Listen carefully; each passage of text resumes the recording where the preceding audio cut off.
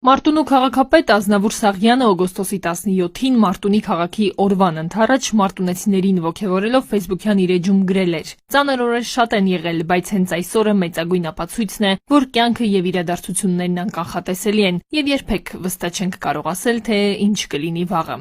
Սա ասում եմ, որպեսզի մեզանից յուրաքանչյուրը պարզ ընկալի մի փաստ. Մարտունեցին իրավունք չունի վհատվելու, մարտունեցին պարտավոր է միշտ ամուր եւ դիմացկուն ուժեղ լինել։ Այդպիսի վճռականության ու կամքի տեր էր նաեւ ինքը 34-ամյա Սաղյանը։ Ընկերներն ասում են Մարտունու Արցախի մեծ նվիրյալ ու զավակ էր, ով երբեք չէր մտածում հետքայլի նահանջի մասին։ Ասլավորակներում էր քաղաքը մի քանի ամսվա ընթացքում ավերած քաղաքը որտեղ կանգնած էր հրաշալի մարդ էր։ Այսքանը հուզվում է ոչինչ ավելացնել չկարողանալով։ Սաղյանը զոհվեց առաջնագծում իր իսկ պատգամի պես, որպես դիմացկուն ու ուժեղ հայորդի։ Ծնված օրվանից լավ ճանաչելով թշնամուն, իմանալով վարքագիծը, բայց երբեք չզիջելով, չհարմարվելով անարդարություններին։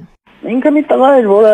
երբ որ ադրբեջանցիներն ու ռուսներն ուզում էին Մարտունու քաղաքից հանել Մեջդեհի արձանը, ինքը գնաց կռիվ տվեց ու թույլ չտվեց, որ որևէ մեկը հաներ այդ արձանը։ Իր համեստության մեջ չափից շատ ձիգ էր։